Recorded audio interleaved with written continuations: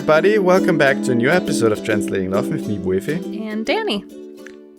This is the 4th time doing this. Maybe the 7th. Because of Danielle's big ego, or my big ego, or our both big egos. It's nothing to do with ego. Or our stupidity. Sure. This one is exciting.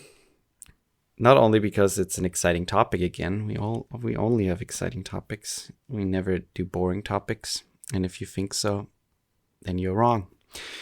But this episode marks what is it called? A anniversary, so to say, because we are doing this for a year now. Doing what? The podcast. What podcast? The best relationship podcast you out mean there. The radio show? Yeah. Oh, there's a breaking news coming in. There's a ghost driver on the Autobahn right now.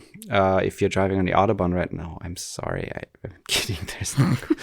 I hope you're not getting spooked. I feel like most of our listeners don't drive on the Autobahn and they don't know what that is. That's true. But it's the anniversary of the podcast. And it's kind of exciting because we started this a year ago thinking, what did we think when you started? I don't know. We didn't really think anything of it. We didn't really start it to I don't know, in hopes that we would go do it a certain amount of time. We just started it for us mostly. Right. And then people started telling us they liked it, and that was just an added bonus. So we kept going. Right. And it's funny because we started it before kind of COVID happened. Right before. I mean, we knew about it at that point. COVID was a thing, but the lockdown wasn't a thing. So we didn't really know how it would I don't know. It's weird because we started the podcast in the mind of having people traveling more and going places and, commuting. So I don't know. So the Oh, you mean in terms of they would listen to it while they're So it's, the thing is, I feel sure these days people still have time because they're at home a lot, but at the same time, I think, I'm myself not listening to podcasts that much right now. Me either. Because I'm not commuting as much, and when I'm walking, we usually walk together. And the only time I'm really listening is if I'm working and I can listen to something, or if I'm walking somewhere alone. Mm-hmm. I mean, I listen to podcasts on my walk to and from work, but that walk is all of 8 minutes. So you get 8 minutes on the way there and 8 minutes back, and it's not really, it takes a really long time then to listen to one episode of a podcast. Mm-hmm. So yeah, but it's still, we have a big crowd, and we are really thankful for you guys listening to our podcast and to us blabbering about interesting topics, hopefully interesting topics to you, and also for you sharing the word, liking our posts on Instagram or wherever, and also for giving us a good review on Apple Podcasts. And if you haven't done it yet, it would be lovely if you could head over to Apple Podcast and just write us a lovely review. It would be. That would be great. So today's topic is fear. Fear of fish. I don't have a fear of fish. I mean, it depends on the type of fish. I like fish. I like fish too. Not to eat, but to pet and to look at. You would pet fish? Yeah. There's, or the little fish that eat your skin. I like those too. That sounds horrifying. No, the cleaning fish. I know, but it sounds horrifying the way that you said it. The little fish that eat your skin? That's it's they're piranhas. ripping your skin off or something. You mean the dead skin or something on your... Yeah. They that's so gross. I like those. But the thing is, I don't know if they treat it well. Because they must be hungry all the time to eat your dead skin.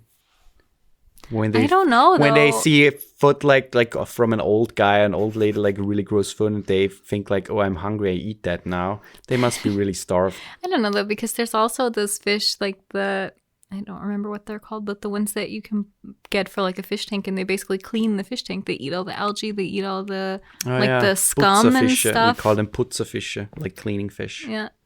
And so that's also kind of gross. They eat all the stuff that just accumulates on the aquarium. That's pretty gross, but maybe they're starved like too. Maybe. So, anyways, we're not talking about fish this episode. What fish do you like? Tell us. No, we're talking about fear. But not specific to like, I mean, sure, we'll also go into like fears in the relationship or like things like fear about the future or things like that. But also like personal fears, whether they're like logical or not. Yeah, I think everyone is like somehow fear driven a little bit. We're all like, fear is a big motivator for people to do certain things in a bad and sometimes good way. And these days especially, I think fear is not necessarily because of the media, but I mean, sure, the media plays a huge part in that because they, write about stuff that seems daunting or might cause fear. But at the same time, it's not like, they want us to fear things. They just, write about certain things because that keeps their numbers up. But I don't know. Fear, I think we all fear something. And so we thought it might be an interesting topic. So basically the relationship we have with fear. So Danielle, tell us about your fears. Which fears? All of them? Doesn't matter. I mean, like, kind of ridiculous fears. I wouldn't say afraid technically, but I do have a minor fear of clowns. For like a weird fear, snakes. I am terrified of snakes. I like snakes. I'm so scared of them. Needles is another one. I don't like needles. Blood. I'm not afraid of not blood. A fear, yeah. I just pass out at the sight of it. But only if it's real, if it's right in front of me or something. But in terms of like more, I don't even know if I would say logical fears, but just like future fears and stuff about relationships. I don't know. I'm afraid that maybe I am at some point no longer attractive to you. Like you don't find me attractive anymore. That's a fear. Yeah. I don't know. I don't know what else I'm afraid of. I'm afraid that I can't get pregnant. Mm-hmm. Not that we've tried. It's not like it's been a thing but it's just like a fear that's been in the back of my mind for, I don't know, my entire adult life. That's something that like won't happen for me or something. I definitely fear when we do have kids that I won't be able to communicate with them in German because their German will definitely surpass mine. I mean, that's something I've come to accept because if you're raised in it, I don't think so. I think so because I wasn't raised in it. So they will be raised in it and they'll be raised with English too, but like in school and stuff, they're going to naturally learn articles. They're going to naturally learn a lot of words that I don't know. But you still will be able to communicate with them. Yeah, but their German will surpass mine is what I'm saying. Yeah. So that's something I don't George Clooney's love. Kids speak Italian. fluent Italian, and he doesn't speak Italian at all. So those sneaky snakes can basically... but it's a lot of language stuff that I have fears about because of where we live. That like important things I won't be able to communicate on my own. Like what if something happens where it's like an emergency and I'm needed and I can't communicate what I need to communicate? Or what if we just have to like go talk to the kids' teachers or something because they got in trouble and I have no idea what I'm saying? Or we have to... That is also stupid because you could all do those things right now. I don't think so. Yeah. The thing is, I know It doesn't care if you don't Not, want to, but not I in know the you way could. that I would want to, is my point. You still could. But not in the way that I would want to. Not in a way that I would feel the like I'm like- having a good conversation with But the them. likelihood that in those situations that you could speak to someone who also understands English at least I don't know. is so high that the possibility of you not bringing your point across is so low.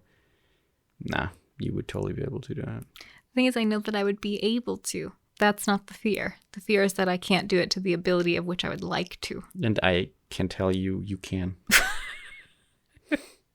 So that fear is gone now. Or like in like when we're planning a family and stuff, and I'm talking to a gynecologist or an OB, and they're telling me all these things about my health, and I What don't is an OB? understand it. Obstetrician. Oh, whatever it is. Most gynecologists are also an obstetrician. It's OBGYN. Okay. It's their title. No, but just thinks that it's a lot of language-based stuff for me since I came here. Like in terms of the future, like all of like the big milestones and stuff. Or like when we're we're planning on building a house. And all of the nitty-gritty details and stuff, I don't understand any of it. And that's frustrating for me. Because I constantly have to be asking, like, what's that mean? What's that mean? What's that mean? Yeah. And I feel less a part of it than because I'm part of it kind of secondhand, if that makes sense. Mm-hmm. What are your fears? I don't know. I mean, I have a fear of height. Yeah, I don't have a fear of heights, but I get vertigo.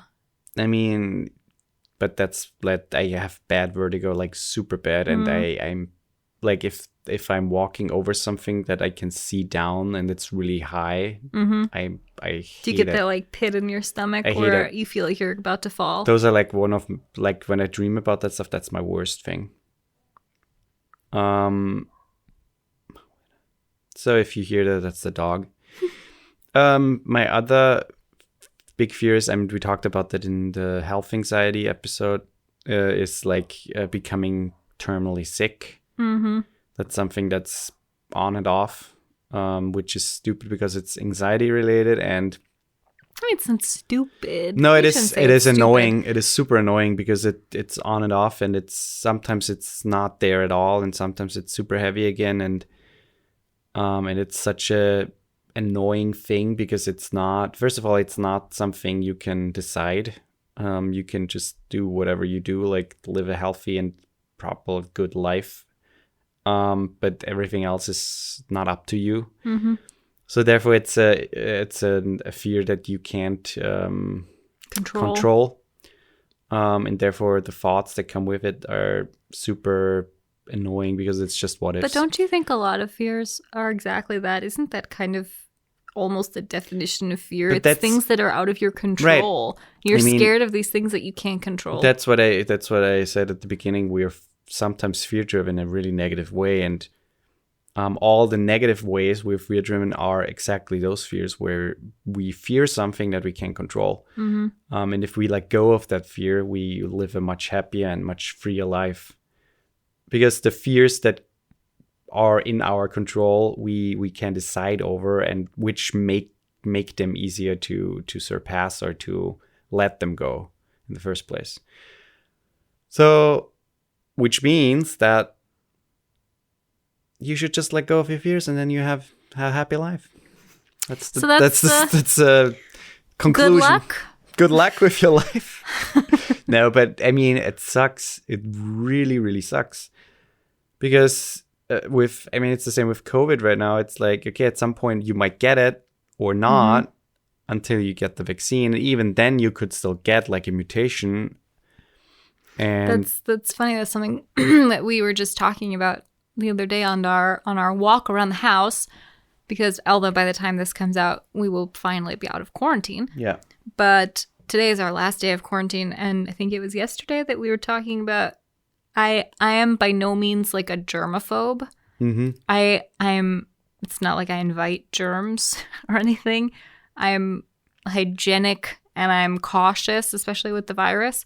But I've never been like afraid of germs. And since we've been in quarantine, it's 10 days of quarantine, and it's gradually every day becoming more like of a fear where everything I touch, I'm like, there's germs on that. And then I feel like I have to wash my hands. Like I literally feel like I have something on my hands when I touch certain surfaces. I think the thing that helped me, I think that drove my anxiety too the last couple of days. But what also makes me kind of motivated again is seeing that even we basically shared close spaces with someone who had it. Mm-hmm. The fact that you can just not get it by wearing a mask and washing your hands and keeping distance again shows that it's really easy to avoid situations and also keep yourself safe by exactly doing those things. Mm-hmm. So I think in a lot of ways you can at least prevent it as long as possible until you get the vaccine to get it. Yeah.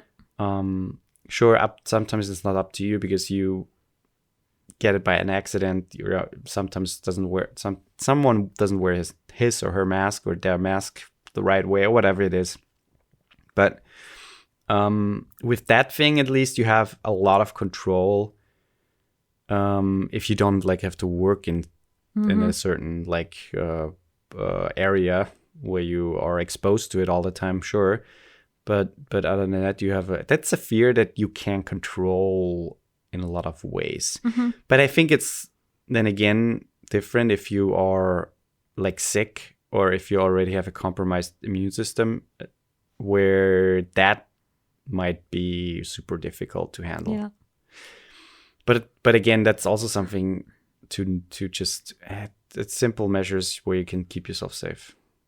So back to your fears. Do you have any fears that relate to relationships or our relationship or our future? The thing is, when I heard the I don't know, someone said it in a different podcast. I don't remember what podcast it was, but it was also, they were talking about anxiety and fear.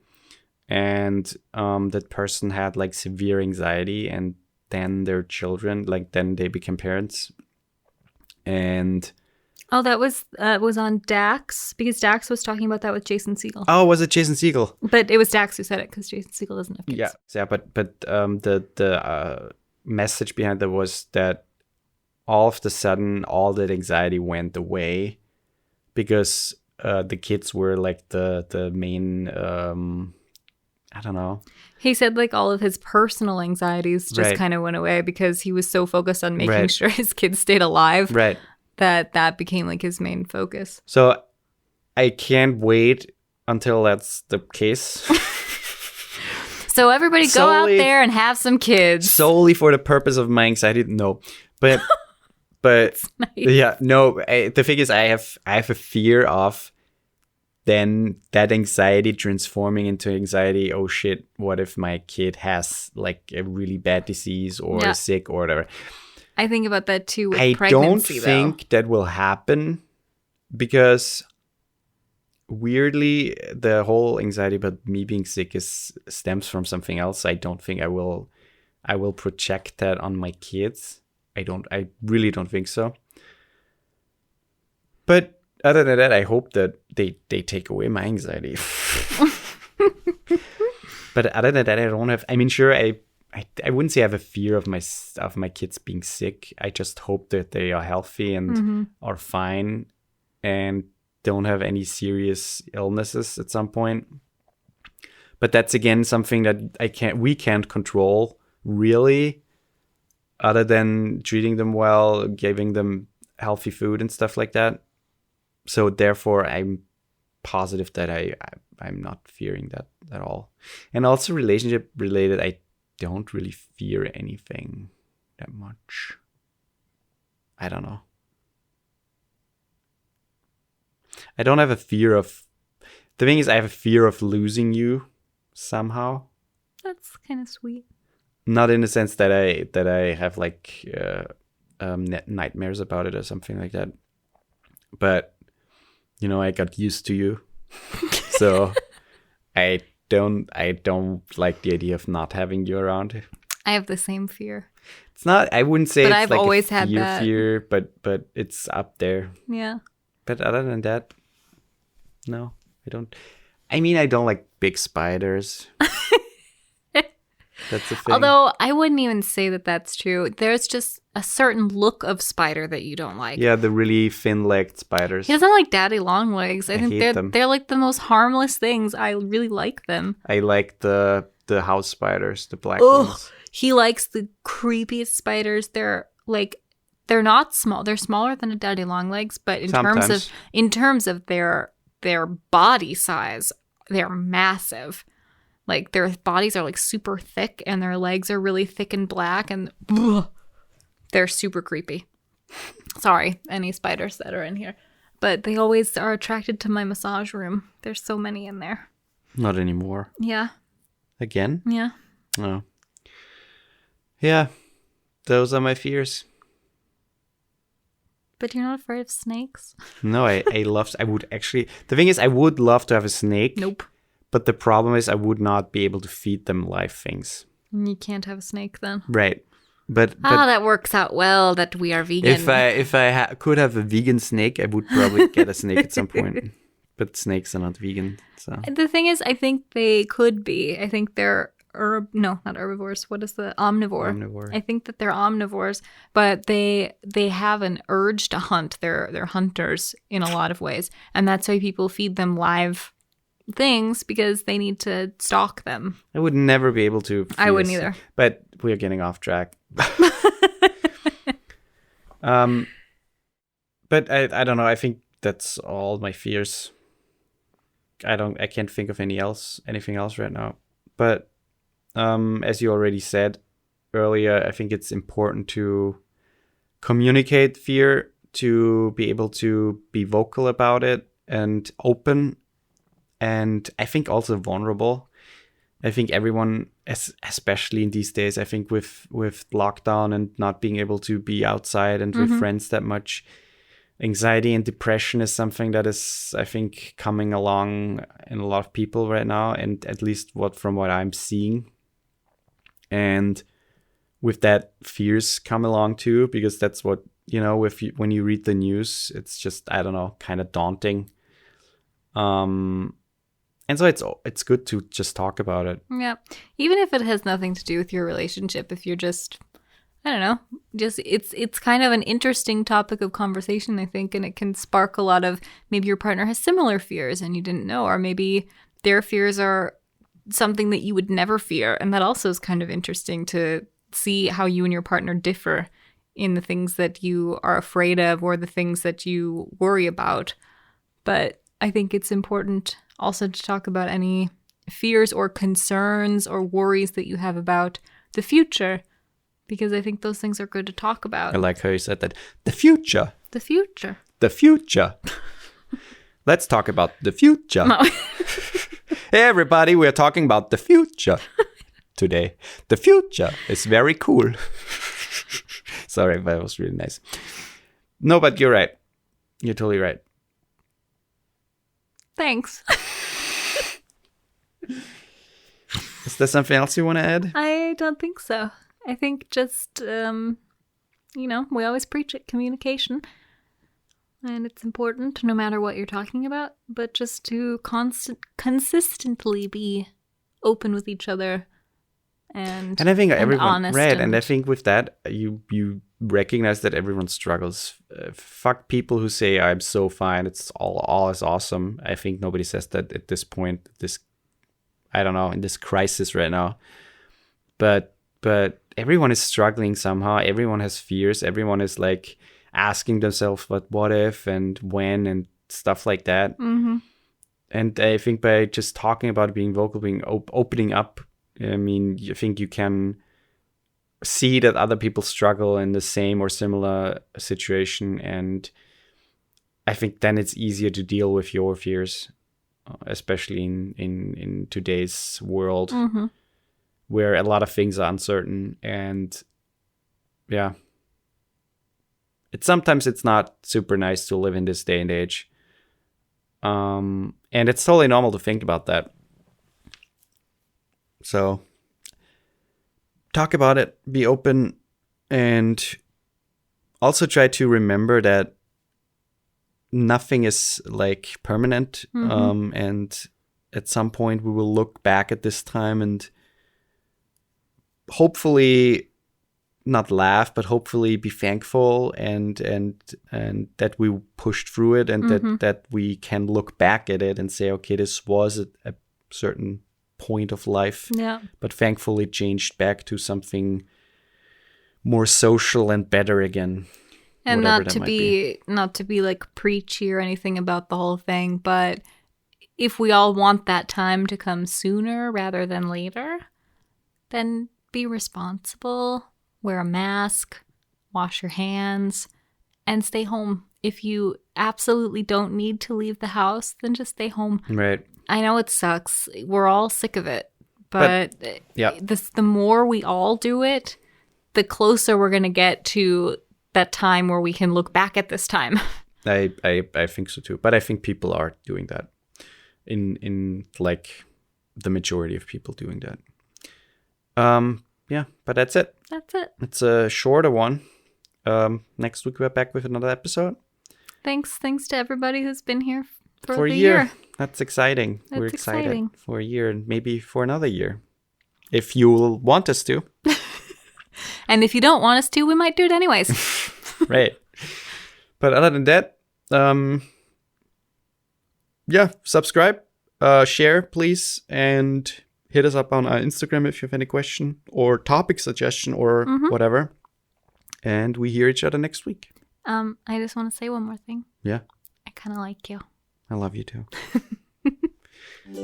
Bye. Bye.